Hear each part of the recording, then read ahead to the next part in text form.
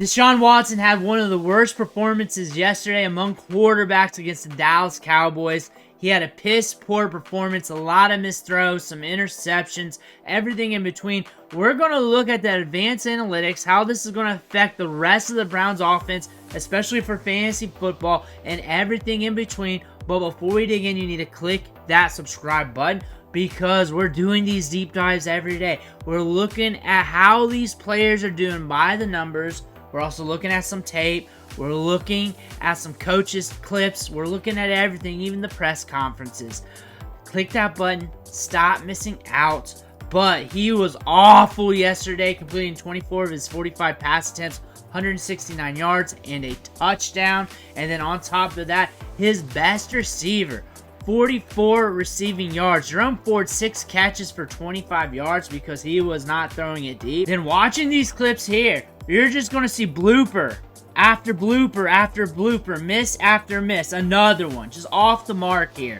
Not all these are going to be his fault, but the fact that we can get clips of this magnitude in one game. Here's another one.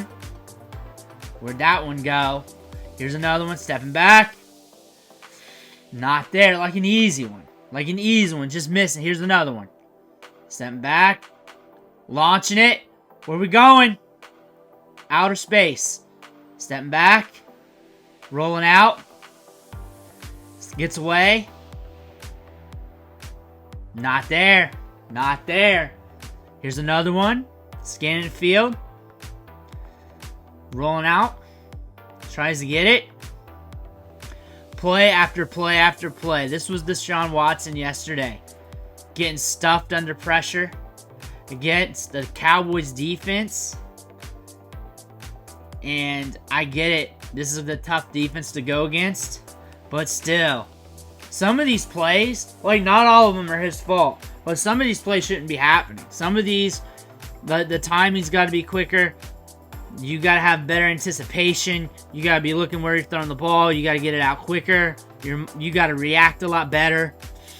You got to go to other places with the football. And your best receiver got 44 yards yesterday. Also, looking at the passing charts here from Next Gen Stats, was not spraying the ball too deep either. He only had 3 completions past 10 yards. He was just keeping it close to the line of scrimmage. This was his chart at halftime, though. The ball was around the line of scrimmage. He has a pick around the middle of the field. We saw that on the highlights. And he is keeping things around 5 yards or around the line of scrimmage. His deep shots were all misses. Not looking good. And one of the worst graded quarterbacks yesterday when it comes to pure play, not looking good. And then you look at him compared to Baker Mayfield. Remember, $230 million guaranteed. Baker Mayfield, during that time, 30 games, 44 touchdowns, 18 interceptions, just 17 touchdowns for Deshaun Watson, plus injuries. So things are getting worse. That's what the Browns gave up for this. And then also, during this span, when he got paid with the Browns, these are the best games per yardage totals. And it's mostly Joe Flacco, Jacoby Brissett, and just a sprinkling of Deshaun Watson. We even got some PJ Walker mixed in there. The air yards. He passed for 395 air yards yesterday, an 8 out of 8.8. Completed just 169 passing yards. There's 258 unrealized air yards. Air yards just left on the table due to missing on all those deep balls. Again, it's not 100% his fault, but still we can get more efficient. He was sacked 6 times yesterday. Then you look at his QB pressures. You look at his blitz. Not really more than average compared to the other quarterbacks too. So his time to throw, 2.82. Not too shabby either. And then you look at the pass blocking, ranked 22nd among 30 NFL teams that have played, because we got the Monday night game tonight, but the Cowboys got a worse grade on the offensive line and they were able to shell it out. But the Browns just got road dogged here. And you look at his passing grade throughout the years, and you can question PFF all you want.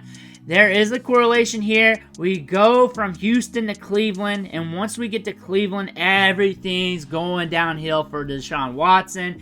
And you look at the schedule after Dallas week 2, 3, 4.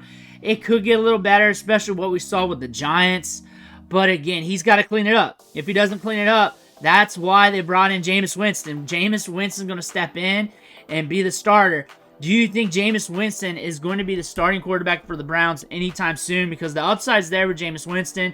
He can throw rockets. He can get it downfield with accuracy. He's very confident. Deshaun Watson, what we saw last year, was a quarterback that was a shell of himself, that lacked timing, anticipation, was inaccurate. Not all those plays was his fault, of course, but many of them were. And now we're looking at Cleveland Browns team because that game was supposed to be tight. That game was supposed to be close.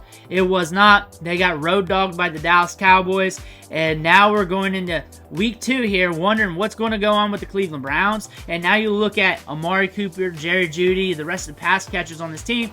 None of them are really functional for fantasy football until Deshaun Watson can prove to you, or us, or everybody, that he's legit, that he can move the ball, that he can really keep the chains moving, or it's over with for this team, especially for fantasy football production. So there's a lot of questions here as we go into week 2 and further into the season. Can you trust this team, let alone him, going forward? Because yesterday was a nightmare, and we do not want to experience that anymore. Let me know what you think in the comments below. Make sure to hit that subscribe button on the way out. One thing for watching. Catch you on the next video.